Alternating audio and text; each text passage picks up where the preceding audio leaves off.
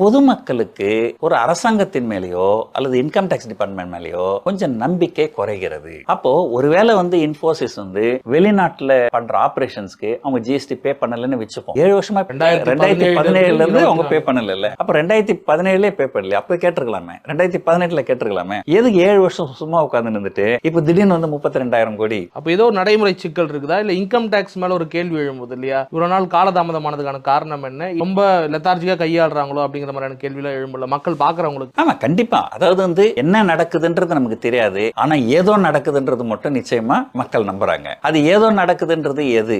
ஏதாவது ஒரு தனி மனிதனுக்கு உண்டான ஒரு பழிவாங்கல் நடவடிக்கையா? ஆனா இதெல்லாம் ஒரு அரசாங்கமோ ஒரு சுப்ரீம் கோர்ட்டை இதெல்லாம் எப்படி பார்த்துன்னு சும்மா இருக்கிறாங்க? இது அதாவது இதெல்லாம் ஏதோ ஒரு சின்ன நிறுவனத்துக்கு ஒரு பிரச்சனை வருதுன்னா அது பெருசா பாதிக்கப்படாது. ஆனா இது இன்ஃபோசிஸ் மாதிரி மிகப்பெரிய நிறுவனங்களுக்கு இந்த மாதிரி விஷயங்கள் நடக்கும்போது அது ஒரு பொருளாதாரத்தையே பாதிக்கக்கூடிய அளவுக்கு இருக்கு. ஏதோ ஒரு மோட்டிவ் ஏதோ ஒரு இடத்துல யாருக்கோ எங்கேயோ இருக்குது அப்படின்றதுதான் உண்மை. சில நாடுகள்ல இதை நான் நம்ம நாட்டை பத்தி பேசல, சில நாடுகள்ல இதெல்லாம் சர்வசாதாரணமா நடக்கும். பிரைம் மினிஸ்டருக்கு ஒரு நண்பர் இருப்பாரு, நீங்க ஒரு கம்பெனி வச்சிருக்கீங்க, உங்க கம்பெனி அந்த நண்பருக்கு வித்துற சொல்லுவாங்க. நீங்க விற்க மாட்டேன்னு சொன்னீங்கன்னாக்கா உங்க மேல ஏதாவது ஒரு பொய் கேஸ் போடுவாங்க. நீங்க ஜிஎஸ்டி ஏமாத்திட்டீங்க, அதை பண்ணீங்க, இதை பண்ணீங்க. இது பல நாடுகள்ல இது நடக்குது. நான் நம்ம நாட்டுல நடக்குதுன்னு நான் சொல்ல வரல, ஆனா பல நாடுகள்ல இது மாதிரி நடக்குது. இப்ப இதெல்லாம் பார்க்கும்போது என்ன தோணுதுனால், யாரோ எங்கேயோ ஏதோ ஒரு தவறு செய்யறாங்களோ, அல்டீரியர் மோட்டிவ் ஏதோ இருக்குதோ அப்படின்னு அதெல்லாம் இருந்ததுனால் அதெல்லாம் கண்டிப்பா நாட்டுக்கு நல்லது இல்லை. நானே ஒரு சின்ன உதாரணத்துக்கு சொல்றேன். சப்போஸ் நீங்க எங்க வீட்டுக்கு வரீங்க, திடீர்னு என் வீட்டுல 1 கோடி ரூபாய் காணாம போச்சு, நான் உங்க மேல சந்தேகப்படுறேன்.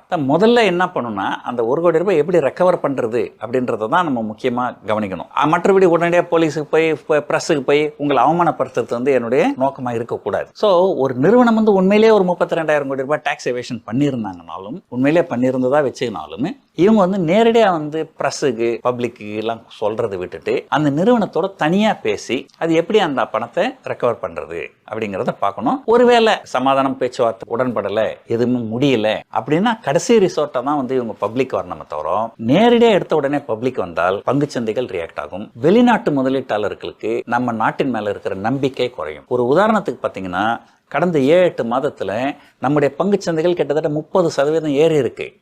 ஆனா இவ்வளவு ஏறுமுகத்துல பங்குச்சந்தைகள் இருந்தாலுமே வெளிநாட்டினர் தொடர்ந்து நம்ம நாட்டில் பங்குகளை வித்துக்கினா வராங்க. வெளிநாட்டினர் 1 லட்சம் கோடி என்ற அளவுக்கு கடந்த 6-7 மாசத்துல இந்தியாவில் பங்குச்சந்தைகளை விற்பனை செய்திருக்கிறாங்க. அப்போ ஏன் அவங்க நம்பிக்கை இழக்கிறாங்க? அப்போ இதெல்லாம் ஒரு காரணமா இருக்குமா?